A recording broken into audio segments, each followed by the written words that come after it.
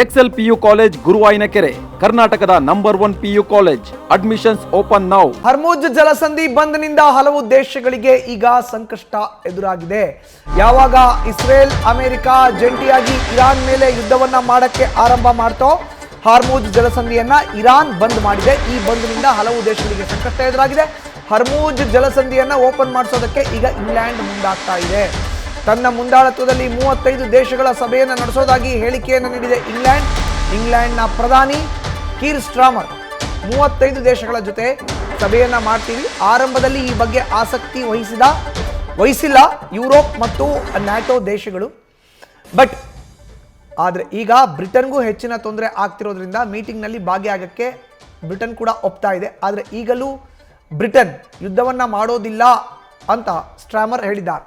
Iran ಜೊತೆ ಮಾತುಕತೆಯ ಮೂಲಕ ಹರ್ಮುಜ್ ಓಪನ್ಗೆ ಯತ್ನವನ್ನು ಮಾಡಲಾಗ್ತಾ ಇದೆ. ತೆರೆಮರೆನಲ್ಲಿ ಯುದ್ಧ ಯಾರಿಗೂ ಒಳ್ಳೆಯದಲ್ಲ, ಯುದ್ಧವನ್ನು ನಿಲ್ಲಿಸಬೇಕು ಅಂತ ಅಮೆರಿಕ ಪಟ್ಟನ್ನು ಸಡಿಲಿಸ್ತಾ ಇಲ್ಲ. ಅಮೆರಿಕ ಇಸ್ರೇಲ್ ಜಂಟಿಯಾಗಿ ಇರಾನ್ ಮೇಲೆ ದಾಳಿಯನ್ನು ಮಾಡಿದೆ. ಯುದ್ಧ ಮುಂದುವರೆದಿದೆ. ಹರ್ಮುಜ್ ಜಲಸಂಧಿಯನ್ನು ಏನು ಬಂದ್ ಮಾಡಿದ್ದಾರೆ ಅದನ್ನು ಓಪನ್ ಮಾಡಬೇಕು ಅನ್ನೋದು ಕೆಲ ದೇಶಗಳ ಮಾತು. ಬಟ್ ಅಮೆರಿಕ ನಮಗೇನದರ ಅವಶ್ಯಕತೆ ಇಲ್ಲ, ನೀವು ಓಪನ್ ಆದರೂ ಮಾಡಿ ಬಂದಾದರೂ ಮಾಡ್ಕೊಳ್ಳಿ, ನಮ್ಗೆ ಅದರಿಂದ ಏನೇನೂ ಪ್ರಯೋಜನ ಇಲ್ಲ, ನಾವು ಅಲ್ಲಿಂದ ಯಾವುದೇ ಕಚ್ಚಾ ತೈಲ ಆಮದು ಮಾಡ್ಕೊಳ್ಳಲ್ಲ ಅಂತ ಹೇಳಿಬಿಟ್ಟಿದೆ.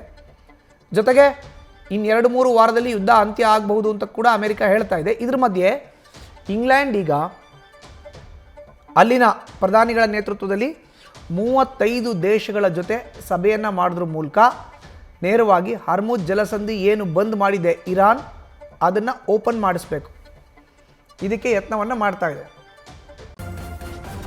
ನ್ಯೂಸ್ ಫಸ್ಟ್ ನಿರ್ಭೀತಿಯಿಂದ ನಿಮ್ಮ ಪರವಾಗಿ.